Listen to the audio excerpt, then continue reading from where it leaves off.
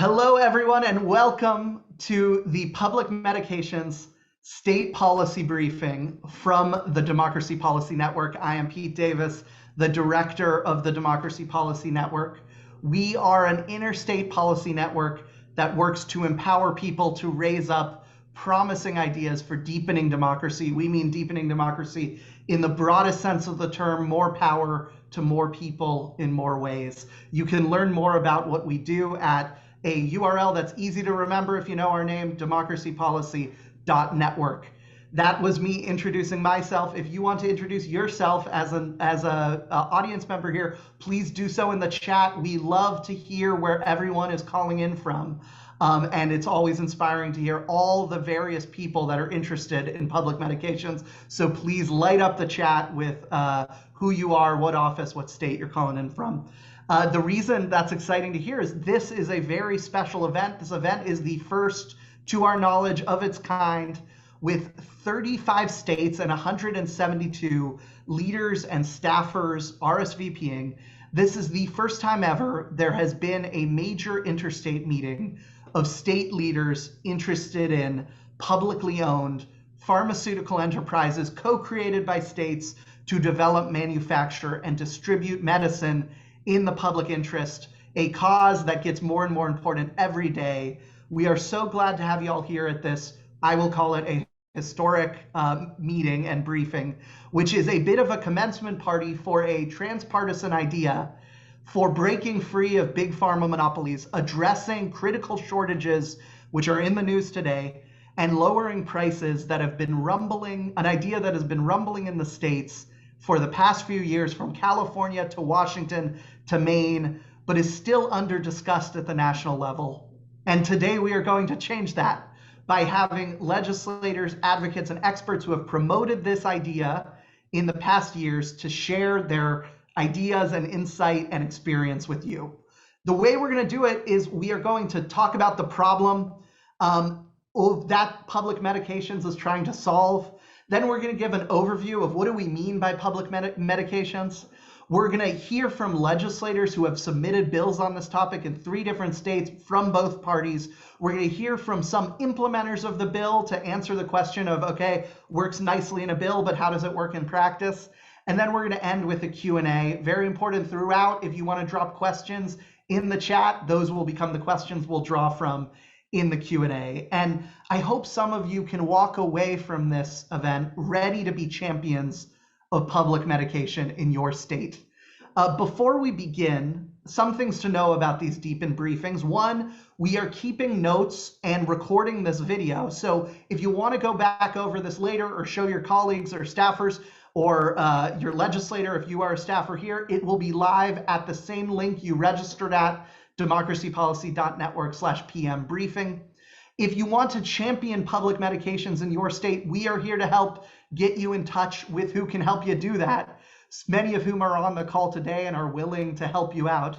So we're going to have a chance at the end for you to share your interest in championing this in your state. And as always, if you want to support Deepen's work, go to democracypolicy.network/support. We are a ragtag group of policy idea promoters. So all the help helps. So without further ado, let's get going with public medications. I'm going to start with the problem we're trying to solve with public medications. There are many problems that it solves at once, and to talk about them, we have the Washington chapter leader of T1 International, one of the leading type 1 diabetes advocacy groups, Madi Johnson. So over to you, Madi, to kick us off. And you're on mute. So unmute. You think that we would have that figured out by now. Thank you all so much for being here. Thank you, Democracy Policy Network, for pulling this together. I am just honored and excited to be here with all of you talking about something that I am so incredibly passionate about. And I'm so grateful to have the platform and space to get to share all of that with you. And without further ado, let me talk about the problem. Not the first time I've been called the problem, but this is a different one here. I'm going to start sharing my screen for you all.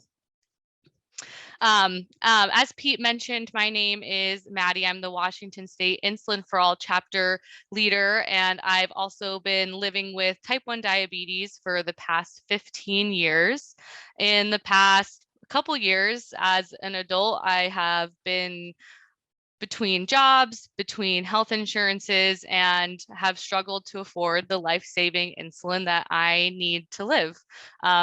If you pay any attention, you know that insulin is a hot topic in the media right now, as it should be, because 1 in 4 people living with type 1 diabetes ration their insulin to live, which means that they will take less insulin than they need to take to be happy and healthy because they cannot afford the insulin because of the exorbitant cost. So I'm going to tell you a little bit about the insulin price crisis in the past decade, the past couple decades, and a little bit about why. And, you know, when you're thinking about the folks that this is affecting, it is really everyone who has insulin dependent diabetes. So I have type 1 diabetes and need insulin to live. And we're looking for the real transformative solutions here that can help lower the costs of insulin in the United States. And we are so excited about public production and worked very closely with Senator Karen Keiser, who's on the call, to help bring SB 5203 to life here in Washington. So insulin was discovered over 100 years ago. The patent was sold for $1, and now the price has risen dramatically. So you can see these charts starting in May of 2001 going to May of 2016. So this is even, you know, a couple years old now, and the price of insulin is over $300 a vial. So it went from less than 50 to over $300 a vial for one vial of insulin. It can take someone who has insulin dependent diabetes between 1 and 5 vials a month or more. It's really dependent on the person, and you can do that quick math. If you don't have insurance or you're underinsured, that's thousands of dollars that you're spending on just the insulin that you need to survive. That's not the continuous glucose monitors that make life easier or insulin pumps. That's the bare minimum, is this insulin. Without it, within 3 days, you wouldn't be alive anymore. That's just the truth of it. And you can see that in the past 20 years, the price has risen dramatically. And it's a lot more than just inflation. So in this chart, you can see the price over the last 20 years as well compared to other goods in the United States. Even one of these lines down here is for pharmaceutical drugs. And so the cost of insulin has just skyrocketed, and with no big changes to the formula whatsoever. And so now you're wondering, how the heck can that happen? Something I think about all the time. And really, we could go into this for hours, but there are a handful of reasons that I wanted to share with you all today. Some of the reasons are only 3 companies control over 90% of the global insulin market, only 3 companies. There is no true generic insulin on the market. That's a long, in-depth story about how insulin is created, biosimilars, and again, happy to share more resources if you're curious about digging deeper into this. But having a generic insulin on the market has not been proven to lower the cost whatsoever. And then lastly is insulin packet thickening, or as the technical term is evergreening, which means that the 3 companies that have control over 90% of the global insulin market will change the molecules just so slightly and then repatent them so that there are decade-long patents, or as we call it, evergreening. I know for one brand of insulin right now, they have a 37-year patent on their insulin, which just means that there is no competition. So what does this mean for people living in the United States with insulin-dependent diabetes? Well, as I mentioned earlier, and globally, 26% of people with diabetes ration their insulin due to cost. This leads to lifelong complications or death. There's no way to sugarcoat that. That's a bad joke. But they're, without insulin, and without being able to afford the insulin that they live, folks like me will not be able to survive. And really the most vulnerable are those who are underinsured or non-insured. We know that this affects higher rates of BIPOC in our community, and it is so important for us to champion this work to make sure that insulin can become more affordable for everyone. There are a lot of things floating out there about insulin affordability, and there are some great pieces of legislation that you may have seen in the media as of recent, and those could be some great band-aids. We really firmly believe that public production could become a great way to really lower the cost, to get at the problem, to create more competition in the market. And I know that Dana Brown is going to share much more about how public production can be helpful in lowering the cost of insulin. So thank you so much for having me, everyone, and really grateful for all the minds that are coming together today. Thank you so much, Madison. So appreciate you outlining in such stark data how bad this challenge has become and the urgency of solving it. And that is just with regard to one medication, insulin. There are similar stories in so many medications and things that are medical adjacent, like baby formula. And that is why we need, there are many answers to this, as Madison said, including kind of capping pay and antitrust, which Deepin cares about as well. But today we're talking about a very major possible solution, which is public medication. Share in the chat as I'm introducing this next person, if anyone in the audience has their own experiences in their state with big pharma monopolies, with high prices of important medications with this crisis, so others can see additionally their stories. Well, you do. I'm going to introduce the Democracy Collaborative's Dana Brown, who is going to give us an overview of this insurgent policy idea to help address these problems, which is public medications. She is the author of reports and articles on this for many years. She's one of the leading national experts on this idea. So over to you, Dana, to share what we mean by public medications.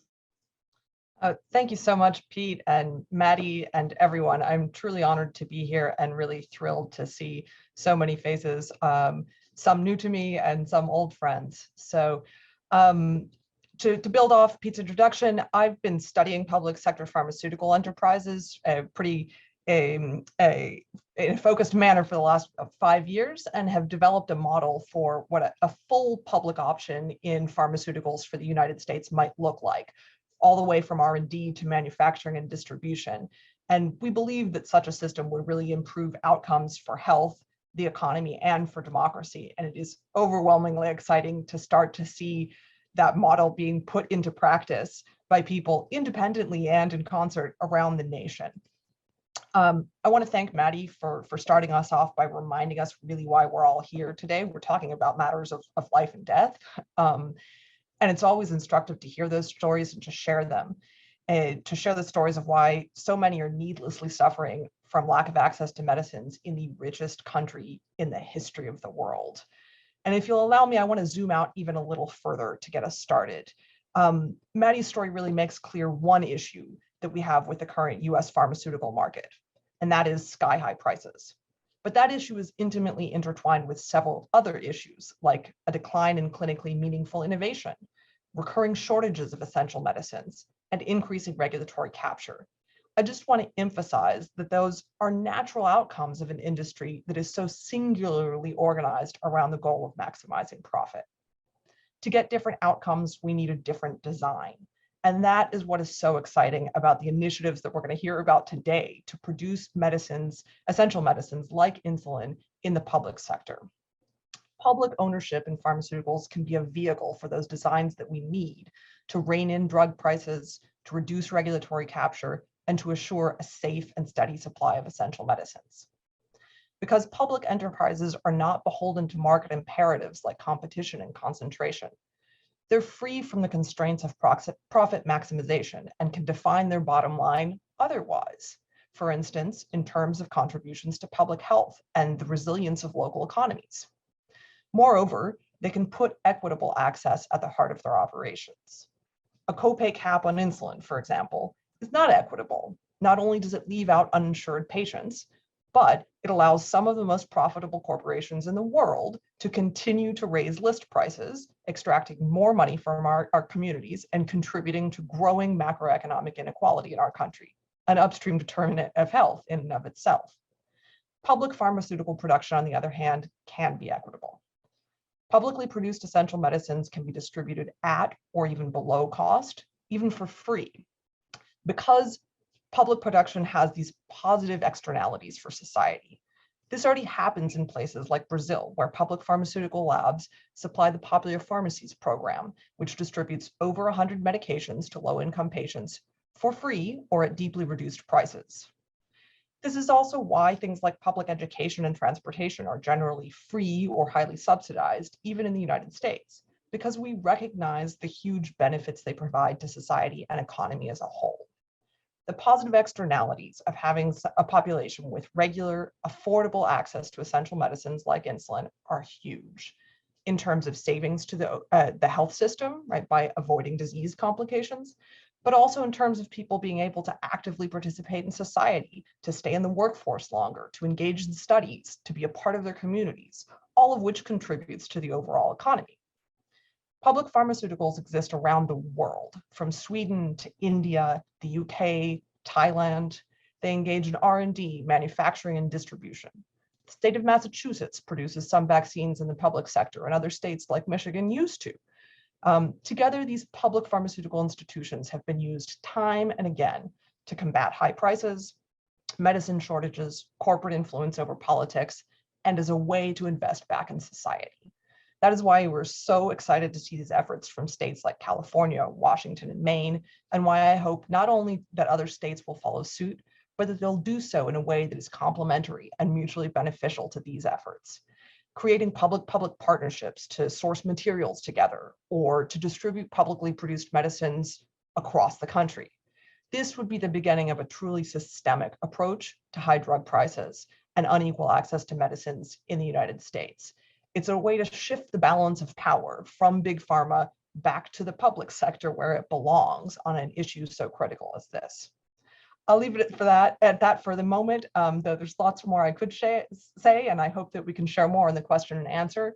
Thank you so much, and I really look forward to hearing from the rest of the panelists about how these efforts are evolving on the ground, and most importantly, what we can all do to support them and how we continue to learn together. Thank you.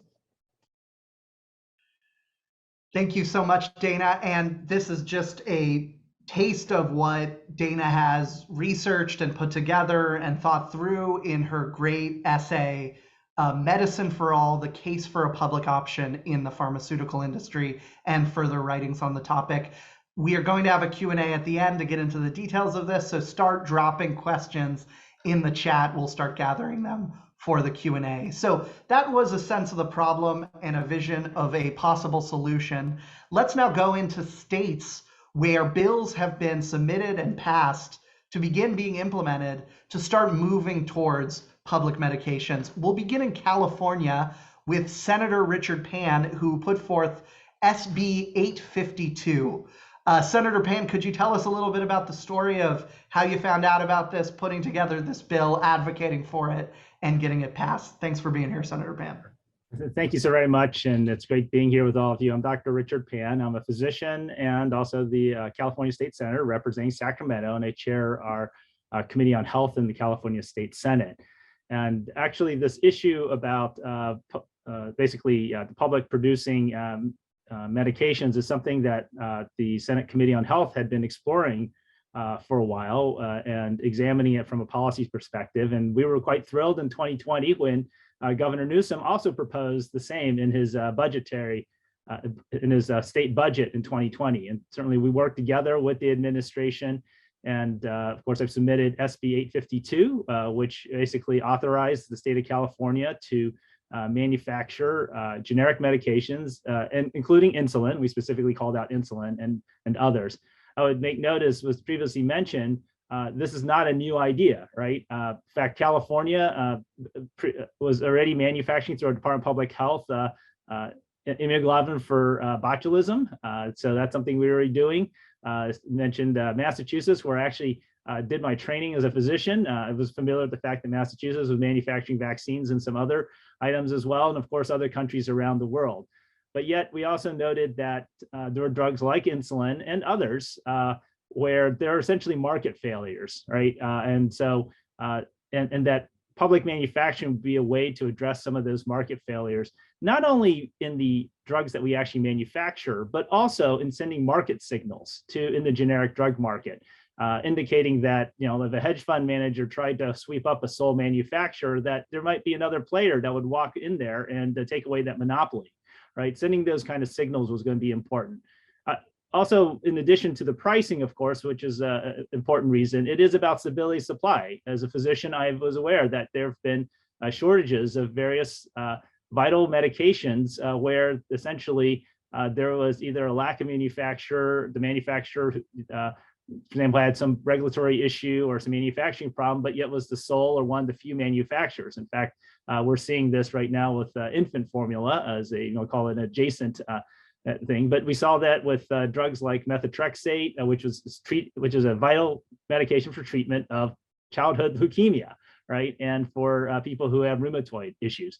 So in 2020, SB 852 was signed into law. In fact, California then took further steps to explore about the idea of, again, the state manufacturing its own medications. Now, I will tell you that even though we've had some experience through the Department of Public Health, manufacturing medications is not a simple task. It's one that is highly regulated. It's an area that takes a considerable amount of sophistication as well as actually capital resources.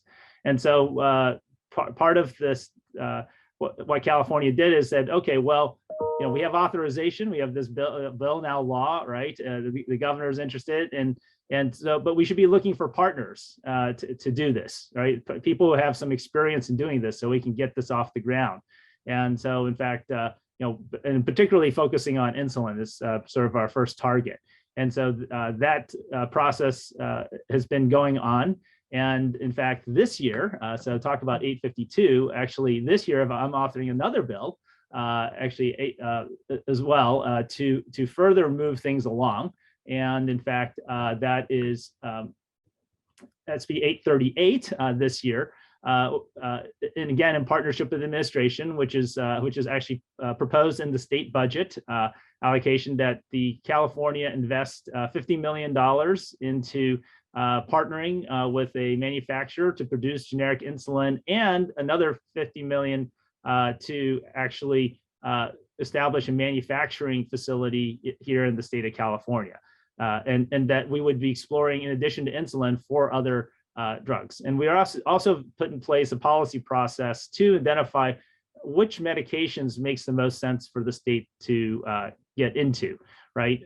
And I would point out, it's not that necessarily our goal is to manufacture every generic medication possible, but to really identify the ones where the market failures are greatest, and that we would send that signal again to the market that if someone tries to manipulate the market, then the state of California and our partners would step in and basically send the signal that profiteering is something that would not be rewarded, and it would be made more difficult because of our initiatives. So actually 838 is currently going through the legislature. It passed through the Senate Health Committee on Health. And it's moving on to the floor, and again, it's in partnership with with Governor Newsom's administration, which includes the budget allocation as well. So we're moving along our way.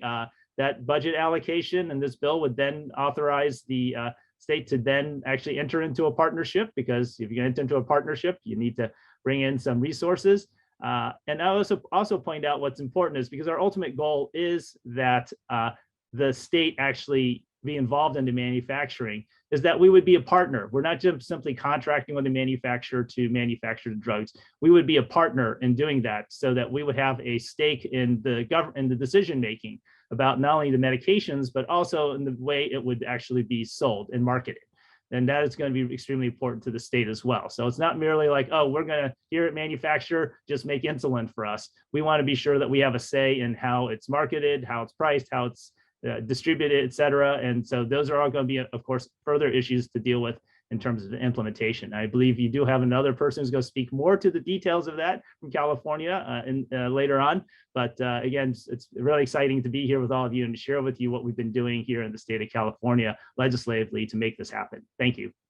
Thank you so much, Senator Dr. Pan. So appreciate you sharing that. And really interesting, slight point you made that is in addition to all this, that stood out to me, which is, it's not just that you publicly manufacture pharmaceuticals, it's that the threat of sorts of publicly manufacturing pharmaceuticals changes the market to make prices stay down, because you know that someone could enter the market at any time if the public interest is really not being heeded.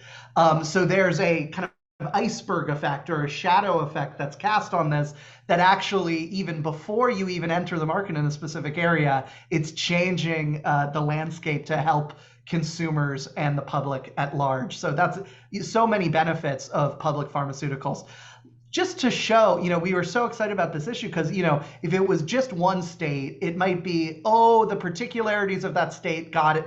A bill passed there. But it turns out we have 3 states that have been pushing for public pharma, if just that. And so we'd love to share a second state that's also pushed for this, which is the state of Washington with SB 5203. We have the sponsor and leader of SB 5203, Senator Karen Keiser here. Senator Keiser, could you share a bit about the journey towards submitting and passing SB 5203? Well, thank you, Pete, and thank you to the Democracy Policy Network for convening this meeting and initiating this conversation among us, because I do think that states are able to network and to learn from each other and build on each other on these kinds of innovative policies. And that's one of the reasons why 5203 was successful. I do have to correct that I had a colleague who couldn't join us today also sponsor this bill, Senator Kevin Vandeweghe. And having allies, as you know, on legislation is very important, especially with the thin majorities that we have in Washington state. I also want to thank all of the supporters of our legislation in Washington state, because that's how we get things done. We can't just muscle a bill through. We have to have public support. And Madi Johnson and her group were fantastic, as were, I will mention, retiree groups, including the AARP. They're very strong advocates for these kinds of initiatives. And I would just add that's very helpful for those of us who don't have a large majority to count on when we get to the floor with our bills. We can get them to the floor. We don't always get them off the floor. And that's what's important, is to get them all the way through the process. And we got 5203 all the way through the process.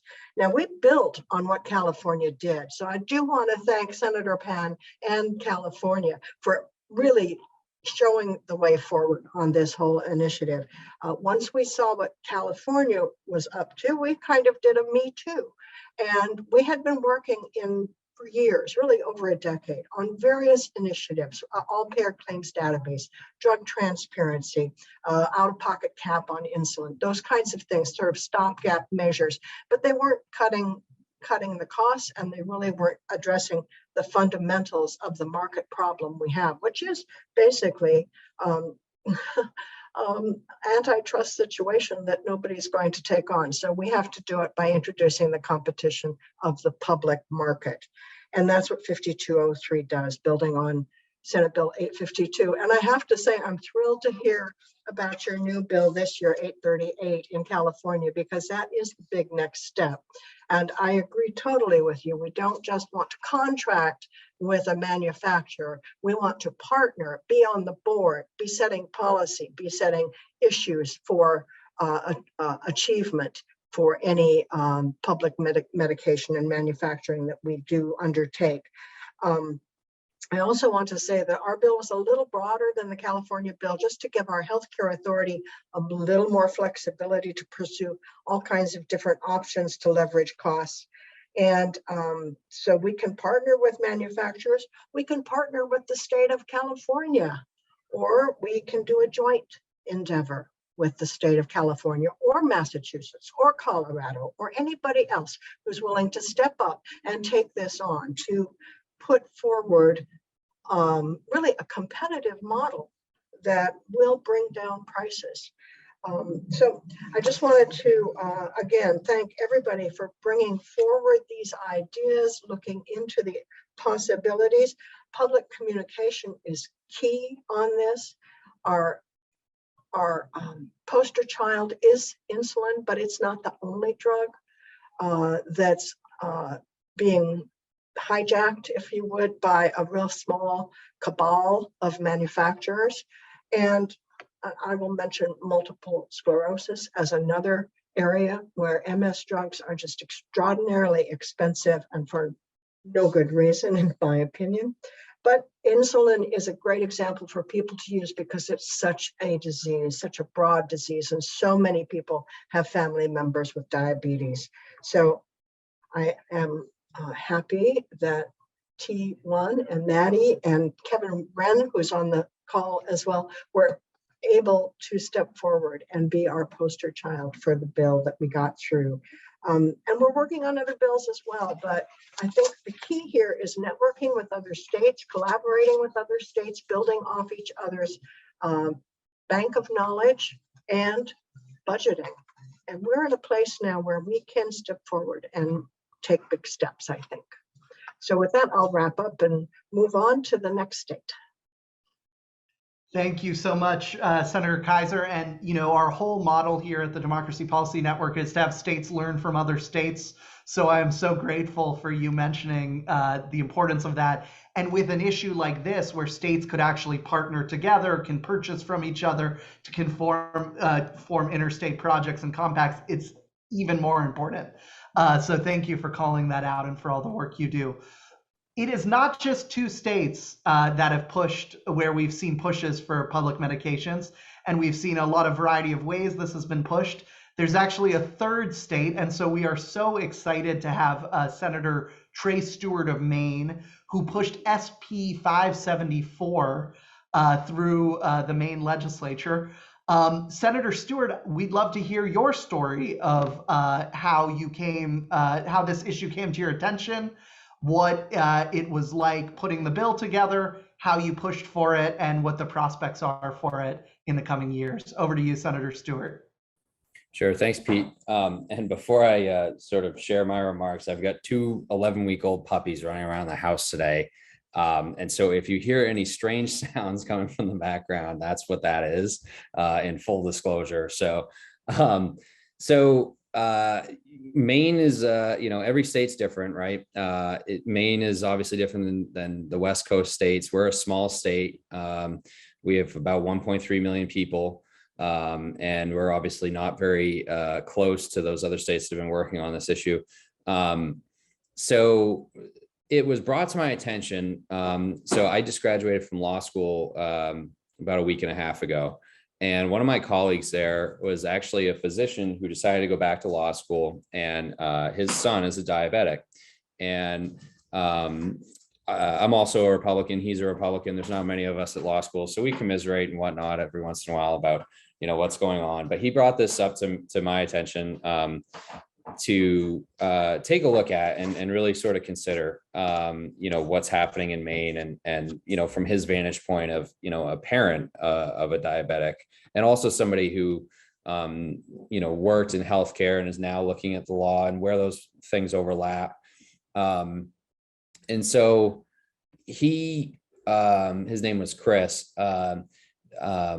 sort of sparked that sort of conversation, and looking at doing something in Maine that was specifically around insulin. As you guys, everybody's mentioned this, right? Insulin's sort of the poster child. I think, the attention was, spotlighted on insulin a few years ago when, the incidents with, the pharma bro and the just absolute price gouging that was happening there, and with a medication that is critical to life. And so I think that was the easy one to sort of conceptualize right out of the gate, just for those reasons.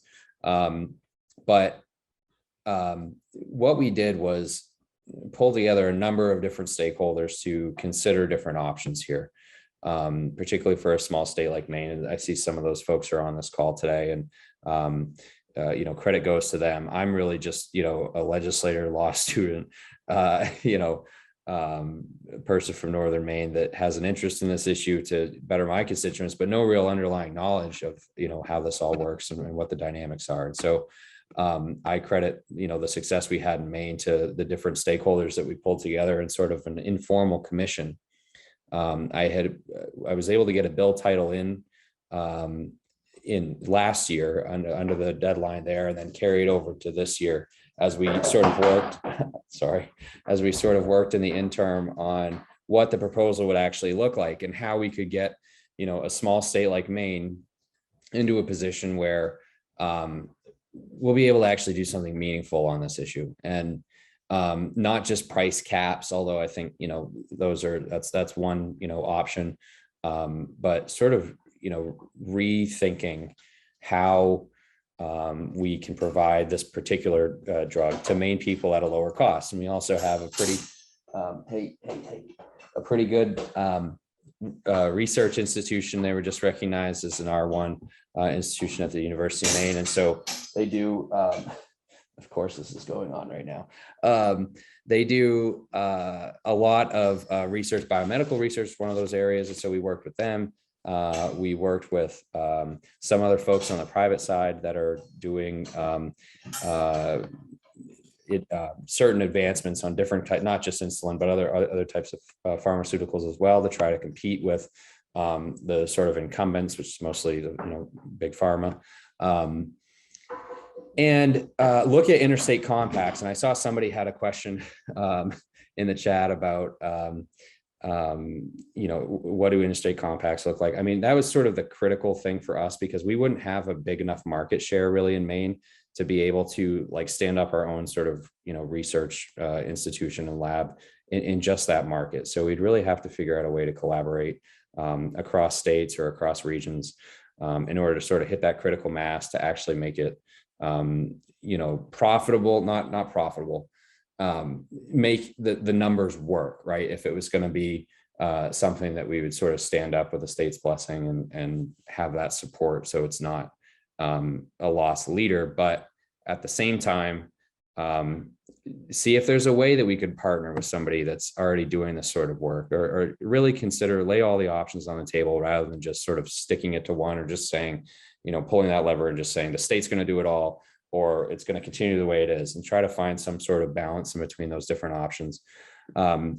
So we're still working on that. The bill passed. It basically took the informal commission that we started and turned it into more of a formal one that actually is recognized by the state and does have state support and does have the support of Maine government into doing that research and into pulling those stakeholders together. We also petition the federal government to look at this as well, as if the feds jump in, it becomes a much easier sort of beast to wrap our arms around, rather than a small state like Maine. And so that's kind of the vantage point from, what can a little state that, our budget year was last year too. So that was another big piece of it, that this was something we had to pull together in a non-budget year where there's not, a surplus of funds that we could, rely on in order to move the ball down the field. And so our solutions are more sort of teeing up future solutions. I think everybody that spoke today talked about, there's more work to do. There's more work to do. There's more bills coming, that sort of thing. And that's ultimately the position that we're in Maine. But looking forward to seeing what those recommendations of the official task force are that are going to be looking at this and hopefully moving the ball down the field. So thanks, Pete. Thank you so much, Senator Stewart. First off, we are a dog-friendly organization and briefing, so we're so happy to be hearing those great puppies in the background. Also love that the Maine model is calling out university systems, which are something that states have access to start things within in the public universities in these states. They're an amazing resource, and it was wonderful to see that SB 574 has a representative of the Maine university system in that working group coming together to think about how we can start standing up public pharma. and talking about the importance of scale and interstate compacts too. Thank you so much, Senator Stewart. So this is so wonderful. We have these bipartisan bills coming out in multiple states and multiple regions and multiple sizes of states. And there is a groundswell around this idea. We'd love to end with kind of transitioning from legislation to implementation and getting at some of the questions that folks ask in the nitty-gritty details. So we have two implementers here from California and Washington. So without further ado, let's talk to one of the California implementers, David Toppelberg, who is the project manager with CalRx, which is the entity that was created to start exploring public pharmaceuticals in California. Over to you, David, to share a little bit of CalRx's journey and prospects into the future. Great, thank you. Yeah. Hi, everyone. I'm David. So before diving into our flagship project on biosimilar insulin, I want to provide a brief overview on how CalRx has been designed and implemented. So CalRx calls for state-led manufacturing of generic drugs in highly concentrated, low competition drug markets. CalRx empowers the state to become a producer of last resort, remedying the drug shortages, effective market concentration, and other market failures that plague the pharmaceutical industry. So CalRx originated as an executive order from Governor Newsom before it was later codified into law in the legislature as SB 852, thanks to the leadership that Senator Pan provided. So SB 852 specifically requires CalRx to enter into partnerships for generic drug manufacturing on behalf of the state. At the end of this overview, I'll provide some reflections on what's been promising, effective, and challenging for this initiative. So as a first step, CalRx obtained some project partners at universities to help with the more technical aspects of developing a state generic label. We collaborated with the Johns Hopkins team led by Dr. Mariana Sokal, who's provided very helpful quantitative analyses showing that there would be substantial savings for both payers and patients within California. We've also worked with Professor Robin Feldman at the Center for Innovation at UC Hastings. Professor Feldman is an expert on patent analyses, freedom to operate analyses, and just knows everything about the sort of antitrust healthcare intersection. So we needed to identify drugs of interest for CalRx. To do this, we developed a broad survey for relevant stakeholders to prioritize the relative importance of certain public health and economic criteria, which we then used to select drugs to target. The purpose of the survey was to take stakeholder consideration when designing and implementing CalRx. We then used these survey results together with utilization data from California's major public payers, Medi-Cal, Covered California, and CalPERS, to construct our target drug list. Unsurprisingly, at the top of the list, we have insulin. Insulin is up there because it hits a large population. It's a very high cost drug. There's low competition. As Madi mentioned, there are only 3 producers for insulin. And then there are extremely high barriers for entry for complicated reasons having to do with the biologic framework. It's not a small molecule drug. So the only requirement under SB 852 for a specific drug is that we pursue at least one form of insulin, provided that there is a viable pathway to manufacture a more affordable version of it. California and its residents are directly harmed by the complex market failures associated with insulin, particularly uninsured or underinsured diabetics oftentimes must pay pre-rebate list price for their insulin, or pay a rebate price, but without cost sharing, which can amount to thousands of dollars per year to afford their life-saving medications. The state of California is uniquely positioned to remedy this market failure by bringing more affordable biosimilar insulins to California. So the administration currently proposes to implement the required partnerships under SB 852 by investing $50 million into biosimilar insulin development with a contract partner. We also want to invest a further $50 million to support the development of a California-based manufacturing facility, creating high-skill, high-paying jobs within the state and keeping the production of insulin close to our population. We do believe that by injecting such steep price competition, we'd be able to disrupt the current market, move it closer to a sort of net price model, which would then ease the financial burden for millions of diabetics within the state. So there are 3 benefits that we're primarily looking for in our contract partnership. The first is priority access. California must have priority of supply so the state's volume needs are met. The second is branding. CalRx insulin products sold within California will be labeled with California-related branding. It could be the California Golden Bear, it could be CalRx insulin, something like that. As a highly utilized drug, this labeling will create brand awareness among stakeholder and grassroots supporters, as well as demonstrate the state's commitment to providing low-cost prescription drugs for its residents. And the final benefit that we're looking for is low cost implementation. Compared to direct manufacturing, which the state itself would have total ownership of facilities, partnerships via contract manufacturing are likely the lowest cost, lowest risk, and most administratively feasible option for the state at this time. The contract manufacturer would also be largely responsible for product rollout and distribution, so the products are widely available to Californians through a variety of retailers, pharmacies, and other outlets, such as direct-to-consumer mail order. So I'm going to transition here to some reflections. As you may have heard me say, we're not thinking about doing direct manufacturing at this point. The reason is that direct manufacturing is just something the state is not currently equipped to do. On the other hand, we're not looking for a traditional contracting for services or purchasing arrangement. We're looking for a groundbreaking partnership that includes some kind of equity, governance, or ownership concept. This idea is that we want to create a hybrid model to bring drugs to market. So there have been many elements of SB 852 that have really helped CalRx.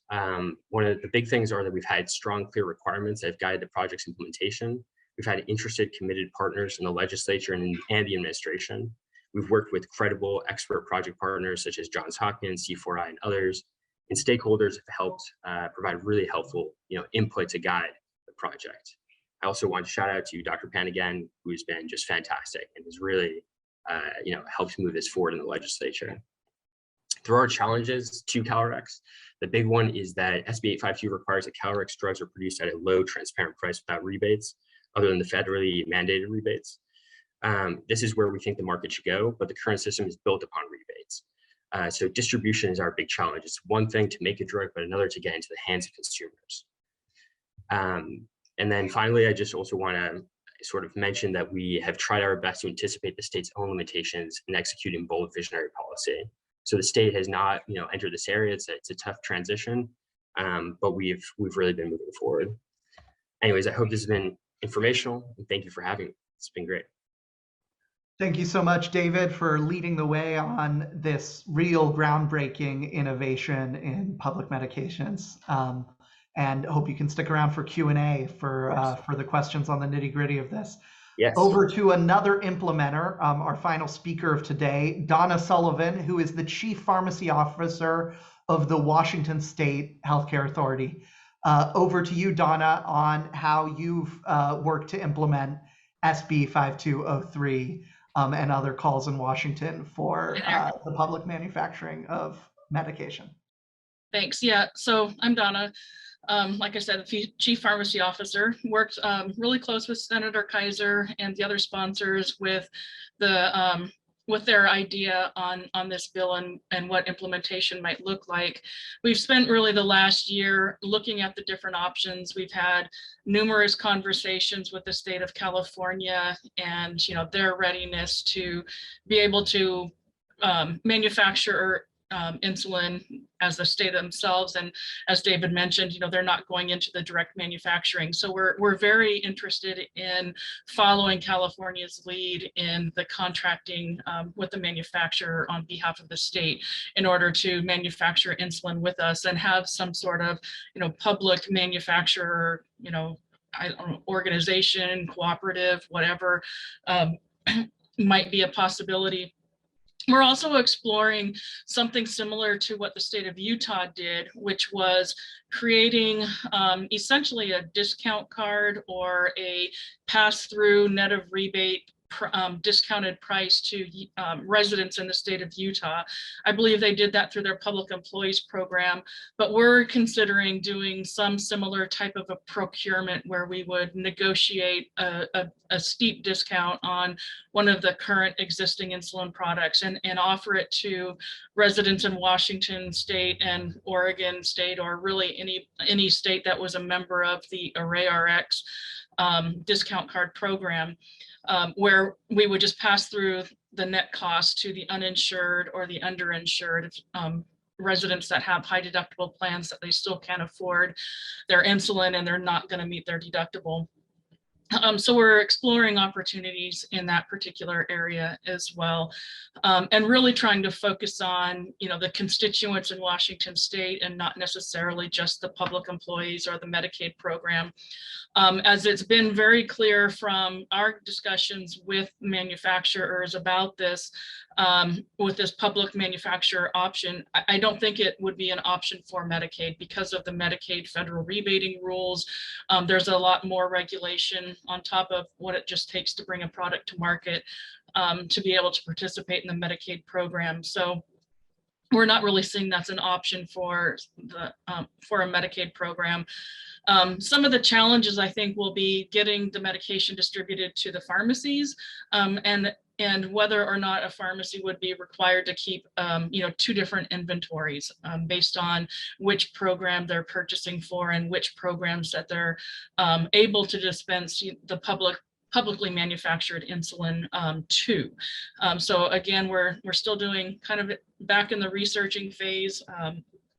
We're probably closer to doing the discount card net of rebate option than we are any other partnership, but we are, like I said, we're really excited about what California is doing and hoping that they can really pave the way for us to follow on. Thank you so much, Donna, and thank you to all of our speakers for sharing from the problem to the idea to the legislation to the implementation, the whole journey of how this new policy idea is emerging across the country. So appreciate it. We're going to get into Q&A, but before we do, we're going to just take 1 minute to do a quick survey of the audience. A screen is going to pop up for you, and it's going to ask, do you want to champion public medications in your next session? If you don't want to champion public medications, but you want to stay in touch with us about this issue, or you're not interested in all of staying in the loop on future work in public medications, it's a way we can track who is interested in championing this and seeing how Deepin can help you out. So if you can quickly just submit that, and then it should have popped up on your screen by now. And we'll now go into the Q&A. So please start dropping questions into the chat for any member of the panel or for the whole panel. I'll get started with one, and we have about 8 minutes for this before we close. But I'm sure many of the panelists here are excited to answer questions by email in the future. Let's start with a question for Dana. There's a lot of questions about how smaller states could start public production.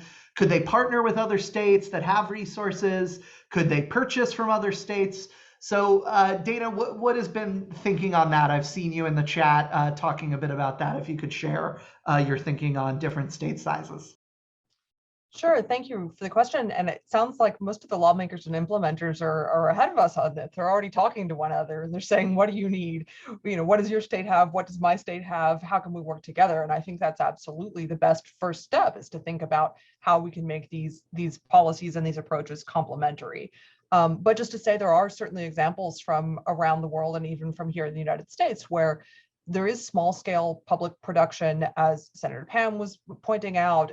Many others, countries and municipalities around the world do bespoke production of particular medications that are in short supply in different places. So the public university system in Colombia makes immunotherapies for cancer at the patient's bedside, right? There's an awful lot of ways in, and I don't think we have to start by thinking about how massive the industry is and how difficult it would be to mount a full force, state response to that. I think there are a whole bunch of cracks, and each different state or municipality might have a different, kind of advantage as to where they start. And having a state as large, as populous, as economically robust as California leading the way, hopefully gives lots of other states wonderful ways to work with them and to be complementary, to say, if we purchase from you, right, what can we do to support the residents of our state? So I think it all starts here, and we just need to continue to correspond so that we can help everybody have the best solution for their state and their residents. Thank you for that, Dana. Senator Pan had to run, but for Senator Keiser and Senator Stewart, if you or your staffers are still here, there was some interest in who were the groups, if you were starting to bring together groups to support a bill like this, who are those groups you should look towards in your state? And also, what groups should you expect to oppose this, and how did you experience the opposition to your bills? So either Senator Stewart or Senator Keiser or both. I'll jump in with the, I did mention earlier, we had great support from Madi Johnson, who spoke to this group already in Washington State, and the whole advocate group of T1. And that was fantastic. But the retiree groups were another really strong voice. AARP is very much involved in this issue of high prescription drug costs and insulin. The problem, of course, is Medicare and federal rules get in our way for some of our state initiatives. So that's an issue that needs to be dealt with. Thank you, Senator Keiser. Senator Stewart? So I'm still here, but I have my camera off. I'm outside with the dog. So the groups that we pulled together is very informal process initially, and it was just sort of word of mouth amongst folks that are in the different circles, and then looking at different headlines across the country of who's making waves and doing different things and considering different ideas. We actually didn't really have much opposition in Maine. I think in part probably because the pharmaceutical companies realize that it's a little state that isn't going to be able to do a heck of a lot on its own in a non-budget year, and so there's the realities of those dynamics. But I expect as things sort of grow and expand that we'll probably see more pushback maybe at the committee process. But I mean, we had folks, like I said, that were all over the country doing different work, considering different ideas, open insulin, a couple of others who I probably shouldn't share under what they requested to remain confidential as a part of the process, at least initially. But and then local experts, hospital experts, research institutions, like I mentioned earlier, the University of Maine. And some other folks that were, the biggest hospitals in Maine, or worked for them in their pediatric wards and, a variety of other places. So we leaned on them quite a bit. And I would jump in and add one group that we should have brought in earlier that we didn't bring in soon enough were the retail pharmacies. Retail pharmacies, especially the smaller ones, not the big CVS chain, but well, even them. But the fact is, they're the dispensers of most of the prescription drugs in our country, and they have great anxiety. They want to be able to provide affordable drugs, but they have great anxiety on how to stock and distribute the drugs that come from different manufacturers. For instance, we wanted to put an emergency, a requirement for pharmacies to have an emergency stash of insulin available for people who were without funds and could not afford anything. And they just did not have consensus at the retail pharmacy level on what brands, on what type, and we couldn't get that done. So we have a work group underway looking at different insulin policies to try and accommodate some of these issues. Thank you, Senators. A final question for Dana, and there's so many great questions. We're sorry we have to run out of time, but we are here as deep in to get your questions answered, especially if you filled out the poll saying you want to stay in touch on this issue. We will reach out to each of you to get these questions answered.